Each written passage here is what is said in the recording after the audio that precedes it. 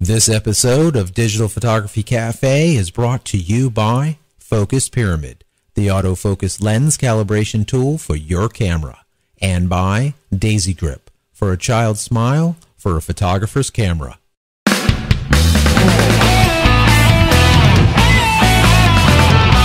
Welcome to the Digital Photography Cafe. I'm Trevor Current, your digital marketing guy. And I'm Joseph Christina, your professional photographer. So grab a latte, pull up a chair, and join us as we chat about the art and business of photography. So hey everybody, welcome back to the show. Last week we talked about Olympic photography, the paradox of choice, and building your business with B2B networking. If you haven't listened to last week's show, I encourage you to do so. You can find it on iTunes, listen in your car through Stitcher Radio, or simply head over to the website, digitalphotographycafe.com, and listen online. Joe, we are back. Episode 66. How are you doing, man? We are back. How are you doing? I am doing great. Excellent. Feeling good.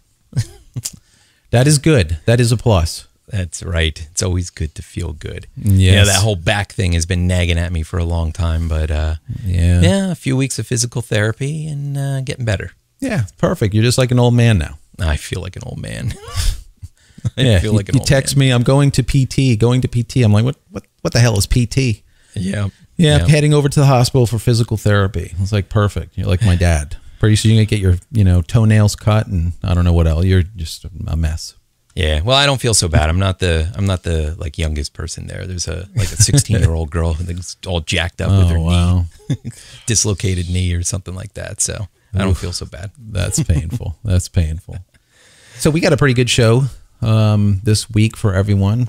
One of the things we're going to revisit is B2B, right? Yeah. I like the idea of selling your services to other businesses. Really, when you're selling, business to consumer, okay, your audience is much larger, but the amount of repeat business that you get from those customers is a lot less. If you're a wedding photographer, you're going to most likely shoot one wedding. Yes, you may pick up some portraits, you may get some family portrait work, down the road, but it's not going to be monthly work or possibly even weekly work. Right. Now, when you're doing B2B, business to business work, and if you get connected with ad agencies, design studios, possibly magazines, newspapers, even in your local area, and forget about nationwide, but just your local area, there's a lot more opportunity for regular repeat business. Yeah, and that's why you call B2B business to business. I call it bread and butter. Yeah, because that's really that's the way I look at it. The stuff that you're dealing when you're dealing with businesses, like you said, you have this repeat stuff that's going on. Maybe it's a product, and they're coming out with new products every month, or, whatever it is. It's many times the B2B ends up being bread and butter. Yeah, that's right. That's right. So to kind of continue on that thought process from last week, talking about B2B networking within your local communities, your Chamber of Commerce, other organizations, we want to talk about kind of using B2B networking through LinkedIn. Right. And the idea being through LinkedIn groups. Now, there's a whole bunch of groups. If you guys are on LinkedIn, and you've kind of been around there for a while, there's groups for everything. Sure. So what you want to do is you want to try and find local groups, like physically located near you, groups of people from within your county, business organizations, maybe your chamber, maybe your other business organizations have a LinkedIn group. You want to become a member of that group. Now, why LinkedIn? So LinkedIn gives you that access to these businesses, and it's so much more effective than the other two big social media networks, which are Twitter and Facebook. Yeah, because we know usually when people are on LinkedIn, it's either to get a job, find employees, find past owners to companies that have moved around, or whatever it is, you're trying to find people. You're there for a reason. It's not just to kind of chit chat. So LinkedIn is perfect for that. Now, bear in mind when you're trying to get into these groups, many of the groups they are set up so that you almost apply to be in the group. And then they have to say, yes, I authorize you to be in the group. So that doesn't mean, remember, you're not necessarily going to get into every group that you ask to be in. But like you said, you want to ask to get into the ones that are local to you. Yeah, that's exactly right. So, and if you're part of a local organization and they have this LinkedIn group, obviously they're going to get you in. Right. So, but the beauty and the power of using these groups is the built-in messaging that they have. Right. All right. And Facebook kind of does this too. Facebook gives you the ability to send messages to group members. And on Facebook, you can choose to opt in or opt out of receiving those. Sometimes they get a little much. I mean, I'm a member of a couple groups, a couple photographer groups and things. And, you know, you got people sending messages all the time and it's just, it kind of gets ridiculous. And the same is true with LinkedIn. People that abuse the power are going to kind of get booted out. And you're going to lose the respect of the other community members. So you really want to do it tactfully. And you don't want to just send all these messages just for the sake of sending messages. Yeah, but I love the idea to be able to communicate with a group and in a whole. So let's say there's 3,000 people in that group. When you send out that message, all 3,000 of these business or group members, the entire community will get that message unless they've opted out. That's really cool. That's powerful. Very powerful. It is powerful. I mean, it's like having your own email list. Right. You know, but without having to go to the effort and the time that it takes to develop those 3,000 leads. I mean, you could have access to them immediately. So that's really great. So like last week, so what do you send in these messages?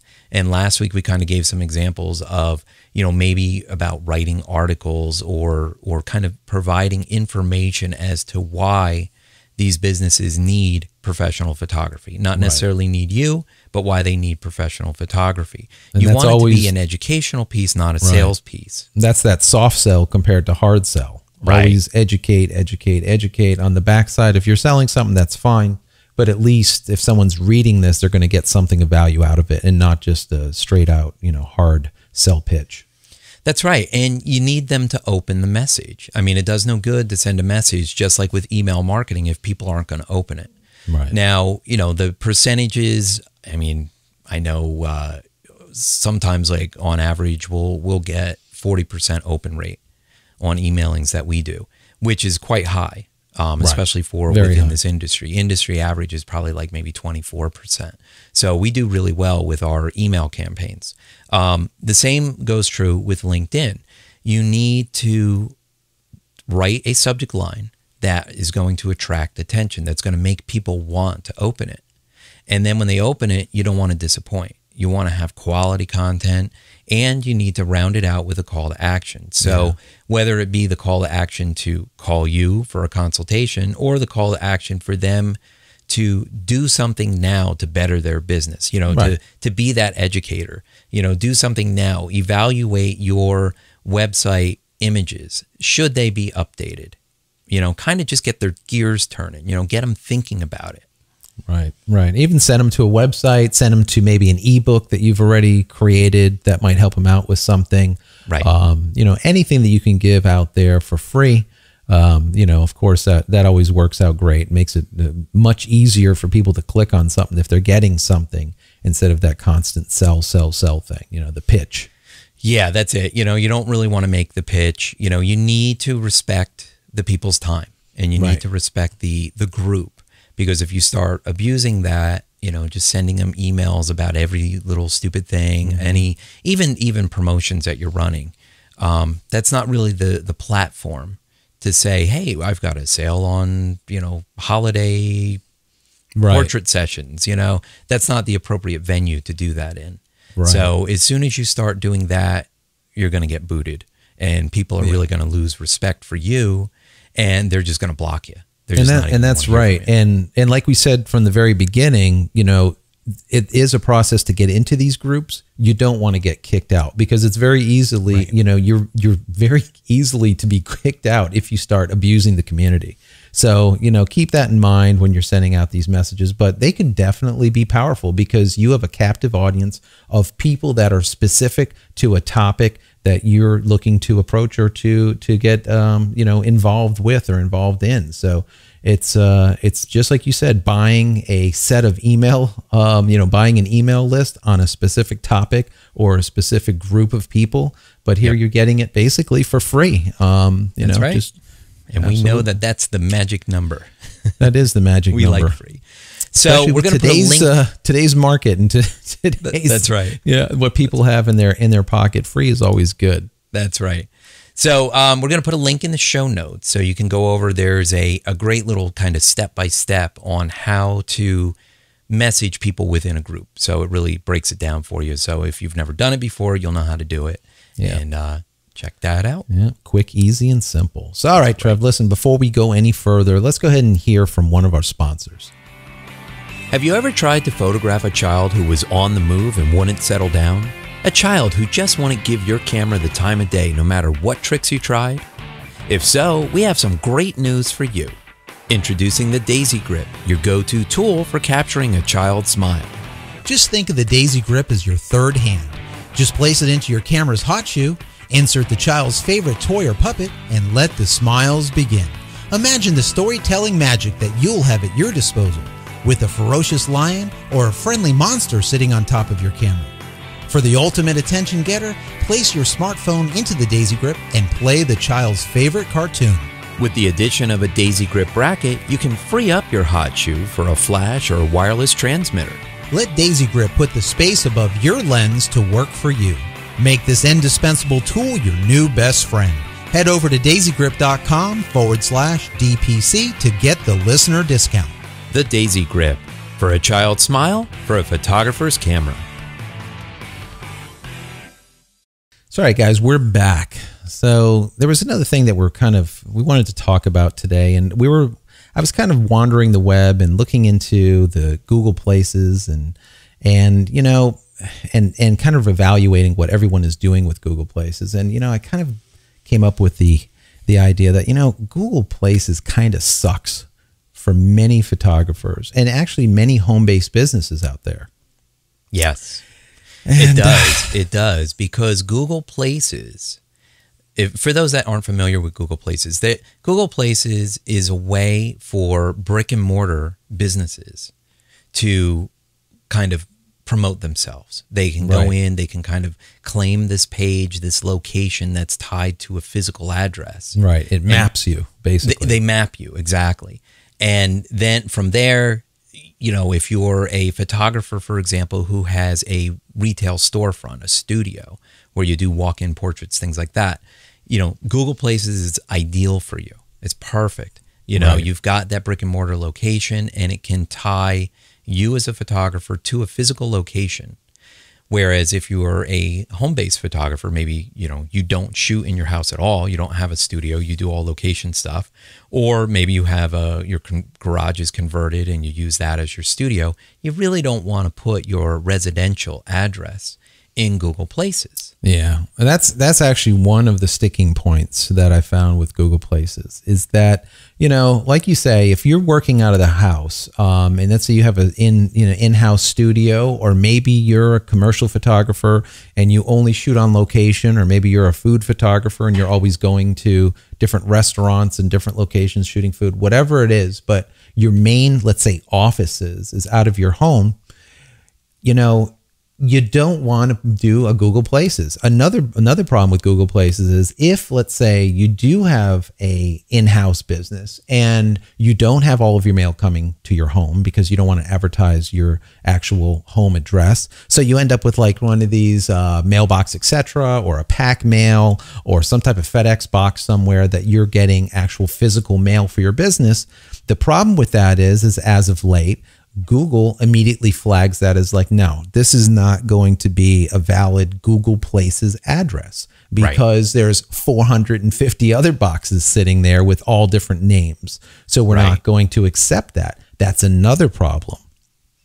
Right, that's right. Now, if you guys aren't familiar how Google Places works, so when you go to Google and you do a search, and let's say you search portrait photographer, okay, Google geographically knows your location based on your IP address. Right. So they will see where you're physically located, and then they'll check out their database of information to see if there's any photographers meeting your criteria that are local to you, and it will display those options first. Right. That really is the beauty of Google Places, because when you claim a place, you're telling Google, hey, yes, I am a photographer. I have a retail establishment. I'm located in this town, in this zip code.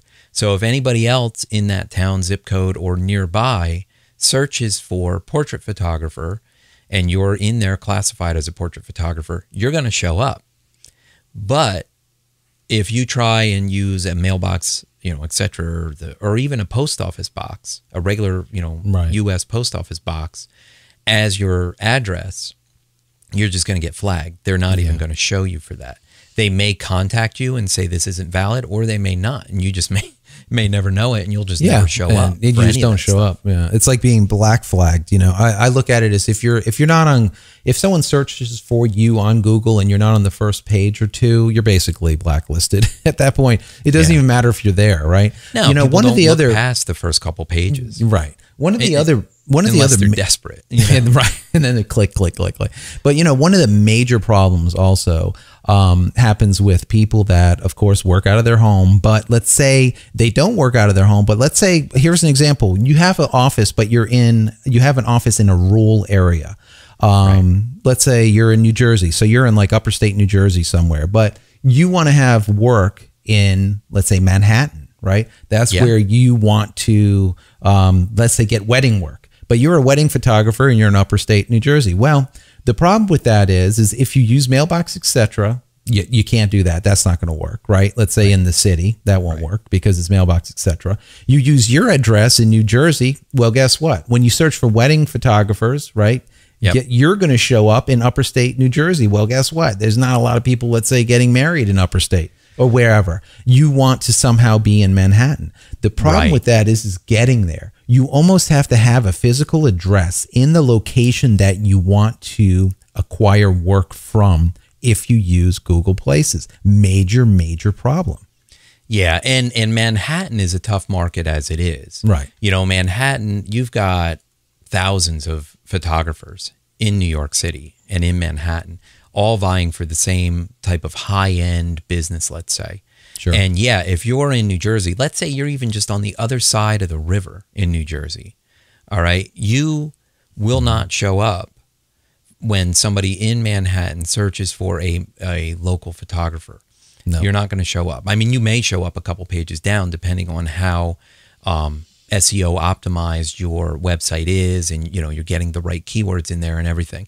You may show up down the list, but you're not going to show up on the first page.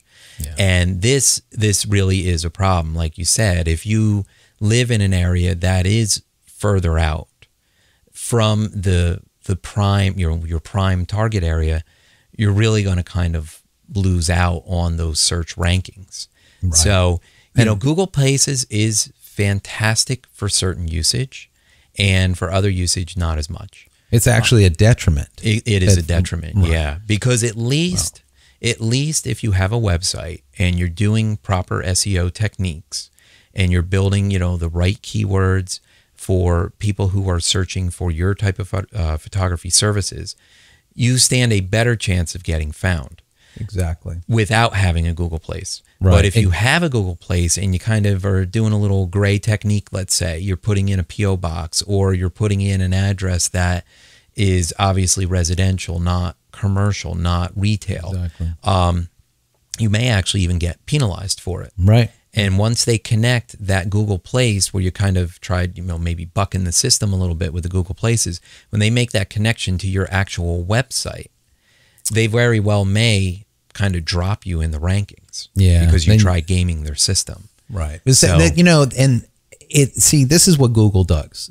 Google pigeonholes, right? Google likes to pigeonhole everything. They want to analyze and sort everything, and that's good for certain things, but it's not good for others. And in this situation, if you are that wedding photographer in Jersey, but you want work in New York or in let's say Manhattan, across the river, like you say, well, Right. It's better if you stay off Google's Places radar altogether. Yeah. Because you might end up getting pigeonholed for Jersey, and that's the end of it. That's where people will find you, and that's going to be not necessarily where you want to be found. Right. That's exactly right. I mean, these digital marketing techniques that we talk about all the time, the social media techniques, they're great for a part of your business. But that's why we've been talking more about this networking, this face-to-face networking, this local networking, because at the end of the day, it's a combination of all the techniques, all the methods, and, email, local, social, SEO, it's all part of your marketing package. And if you're not looking in all these different areas, you're really missing a lot of opportunities. Yeah, and don't forget print. Print is not dead. No, print's not dead. No, print is still good. So, all right, listen, good stuff. Before we go any further, let's go ahead and take a quick break. Are you frustrated with slightly out of focus images when you know your autofocus spot was dead on? It's simply not your fault. From manufacturer to manufacturer, and even lens copy to lens copy, there are slight variances to the exact spot where light is being focused onto the sensor. Finally, there's a product that allows you to compensate for those variances and make sharper images immediately. Focus Pyramid, the autofocus lens calibration tool, is an absolute must for every photographer. If you want to make the sharpest images possible, then you need to take control over your camera's focusing system. With the Focus Pyramid, you can calibrate all of your lenses on your lunch break. The Focus Pyramid makes lens calibration quick and easy at an affordable price. So give your lenses a new lease on life and take your photography to the next level. Head over to focuspyramid.com/DPC and get an additional 10% off just for being a show listener. So, all right, guys, we're back. So, we need to talk about photography. We talked about SEO, SEO stuff and Google and networking, LinkedIn marketing, and all the marketing Let's stuff. get back to the cameras. Let's get back to cameras. And, I was just the other day, we were doing a shoot in the studio and I was like charging up a whole bunch of batteries. And I'm like, I've had these batteries for a long time. And I looked at the battery, and since I have the exact date penciled in on them, I knew exactly how old they are. I'm like, geez, these things have been around for a while. So, I was wandering the web and I found an article that talked about alkaline versus rechargeable versus the hybrids and whatnot. And I really found it fascinating. And I kind of want to share it with you guys, and kind of we can talk about it a little bit. And then also about what I do to make sure that every time I go onto a set, my batteries are at 100% at all times. So, looking at this article, they were basically comparing alkalines, Duracell, Energizer, Kirkland brand stuff to all the different. That's the Costco brand, isn't it? Kirkland? That's the BJ's or something. That's one of the wholesale clubs. Yeah, it's like it's a wholesale, and who knows Kirkland? Who knows who that is? It could be Energizer. Yeah, who knows who makes that? But it's just a rebrand, very cheap. And then they also discussed the Sanyo end loops, and I know about 2 years ago or so, it's been a while. I wrote something I think on Sanyo. I think we even discussed on an early show something about the end loops, but that has always been my favorite battery, and they kind of did a comparison contrast, because many people have said, and this article actually debunks this, that the alkaline are actually better for flashes because they're you can pop off a lot quicker and they recharge, and the rechargeables are good for running for longevity, whereas the alkalines, they got the more power and all this other stuff. And they kind of went through this, and it's kind of interesting, very, very interesting. And I think we'll have a chart up here so you can see it. But the number of flashes, like how long does it take for the initial flash to go off, the number one flash when you stick fresh batteries in there. And these end loops prove to be quicker on the first flash, right? And they also prove to be quicker on the 75th flash. Right. So that's amazing, right? Yeah, and that's a lot of flashes. There's a lot of flashes, right? Yeah, so but they're not cheap though. I mean, they do give a price listing here, and they have the Enloop XXs here. They're like what, $4.34 a piece? Is that a piece? Yes, that's a piece. Woo. Yeah. That's an expensive double That is a piece. And then you have the regular end loops, the ones that I always use. They're like at $246, $250 a piece. Right. But looking at this chart, the performance is significantly better. Much better. Yeah. And the thing that's nice about those Sanyo end loops is that they are hybrids. So they come right out of the pack. You can buy a pack and they're like about 70%, 80% charged, right, ready to go.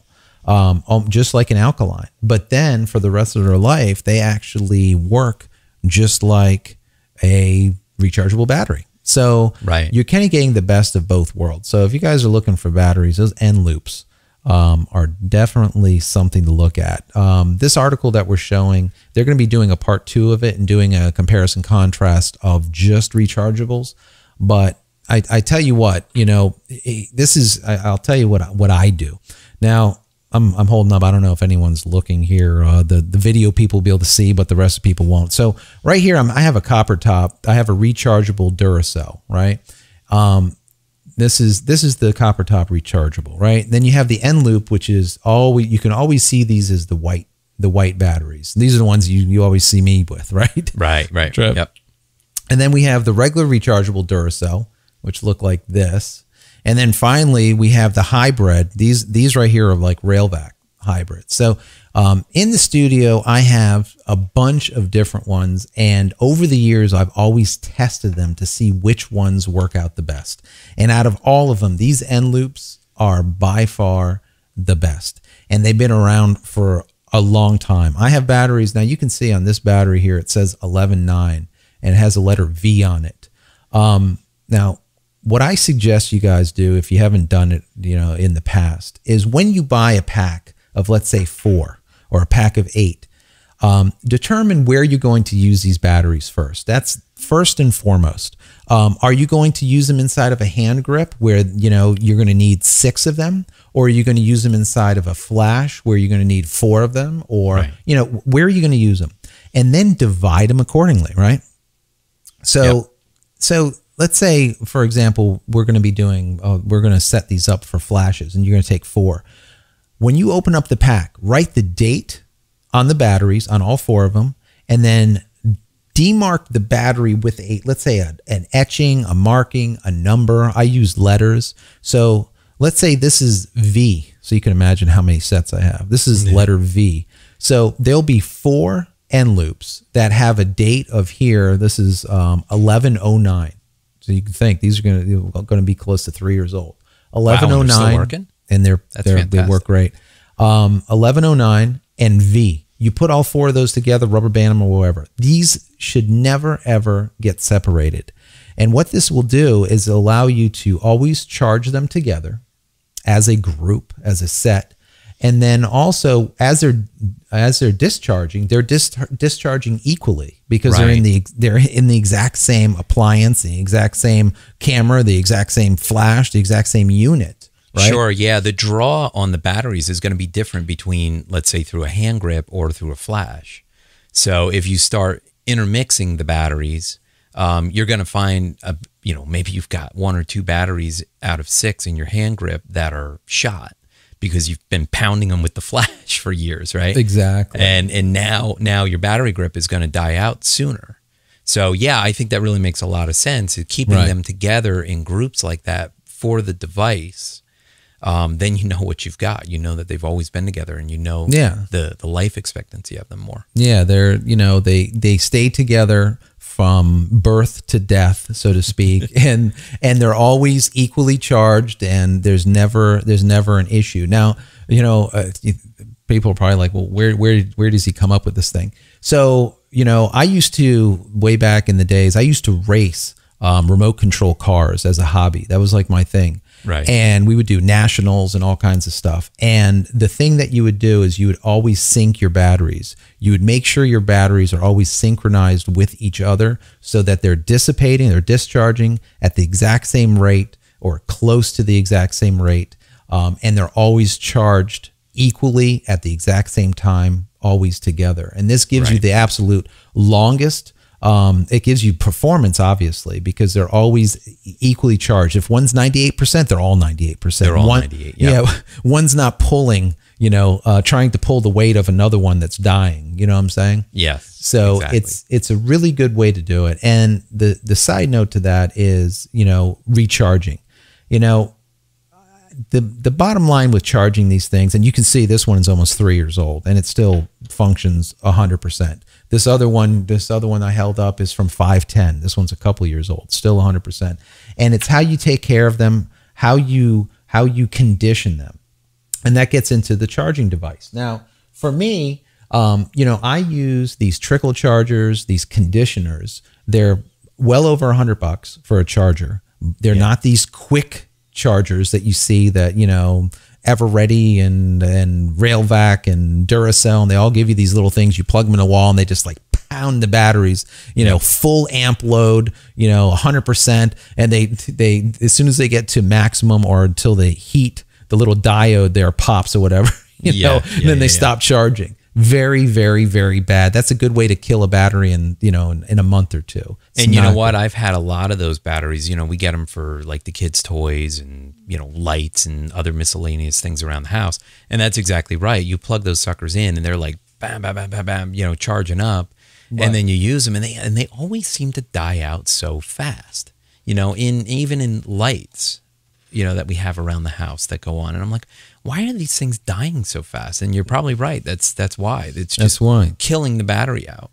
Yeah, because what happens is batteries that charge slowly under low amp load, they last longer. When you're just force feeding them, you're just killing them. So one of the chargers that I use is, we have like a whole bunch of these. These are by MAHA.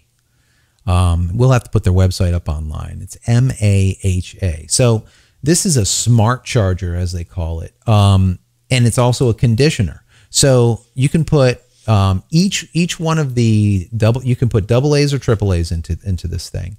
And the thing is each individual battery is charged separately. It doesn't matter if one is charged longer than other, whatever. They're all going to charge at different rates, and they're going to be cycled individually. What's important, and they're testing heat individually, if they're getting hot or whatever. So what's important with that is each battery is being, let's say, taken care of. So that's a smart charger. I mean, that's not just some type of a, that's not a cheapo charger that's just banging it. I mean, that's definitely something more advanced. Right. You're going to spend close to $100 for these chargers. But when you're talking about buying batteries like these end loops that are anywhere from $250 to $5 a piece, you really want to baby them. You want to take care of them so that they last. In other words, they last a long time, but more importantly, they actually perform when you're shooting, because you're out there on the go and you only have, let's say, so many sets of these batteries. They really need to work when they need to work. You can't have them dying or misfires, and you have like all kinds of issues that can happen. So the bottom line is always, if you can, trickle charge, buy a smart charger. Don't use that fast charging, quick charger junk. If not, you're just going to kill your batteries. Right. Number two. And number three, when you get an opportunity with these smart chargers, they have a feature called conditioning. And what it'll do is it will actually kill the battery. It'll dissipate them down to a certain level and then charge them slowly all the way back up. And it actually kind of flexes the muscle of the battery a little bit. It conditions them. It gets them into top peak performance, so to speak. Yep. And they'll just last you a long time, and you won't be constantly having to buy batteries. That's why you hear these people, buy these alkalines because they're cheap. The bottom line is, they're cheap, but then you're adding these batteries to this, to the piles. I call them tumors, the junk pile, the landfills, the huge landfills. That is right. Buy the cheap batteries for cheap stuff, for toys, for games or whatever. That, if that's what you want to do, rather than spending the expensive, the money on the expensive batteries. But when you're talking about doing this for a living, for your profession, I think you got to invest in your equipment, and the batteries and good chargers are all part of your equipment. Absolutely. Hey, big news, good news, same news, I guess. But we're still hovering around 15 for our video in iTunes there. That's great. Yeah, 15. That means cool. That somebody's watching. That means you people are watching, and we really appreciate that. if this was something that wasn't growing, we would have been dropping down the list a lot. But we're still hanging in there. That's fantastic. Our audio show is still in the top 10. So we're really super thankful to you guys for subscribing. And you know what, if you're not subscribed yet, please do so. That would really, really help us out. We're still trying to get in that new and noteworthy. Who knows if it's going to happen or not. There's a lot of new shows coming out all the time. Sure. So, but your subscriptions will definitely help us. Yeah. I'd be happy with old and noteworthy. Yeah, old and noteworthy. That's right. And you know what? Even if you're not an iTunes user, that's okay. You can head over to our website. You can get the show right through RSS to any device. It can go right to your computer. So we definitely make that convenient for you. Awesome. And if you guys, write something about us on your blog. The last couple of weeks we've had some great comments come through, some great compliments come through, and some great reviews come through. So if you guys write a review or write a blog post about us, let us know about it. We'd love to take a look, and we'll give you a shout out on the show and add you to our Friends of the Show page on our website. Absolutely. Yeah. So Joe, how can people connect with you and learn more about what you're up to? All right, Trev, they can find me, I guess the best way would be on Twitter. That's at Joseph Christina, and that would be Christina without an H. Great. We love Twitter. Yeah, you can get me there too on Twitter. It's at Trevor Current. Cool. Well, Trevor, I think we are out of here. That is show 66 in the can. Great show as always. If you guys have any questions or topics you'd like discussed on next week's show, send us a message through our website, digitalphotographycafe.com, or you could connect with us on, of course, Twitter, DPhotoCafe. Once again, that's at DPhotoCafe. If you're listening on the go, fear not. Everything that we discussed in this week's show can easily be found in our show notes at our website. Once again, keep your questions and comments coming, and we'll talk to you next week.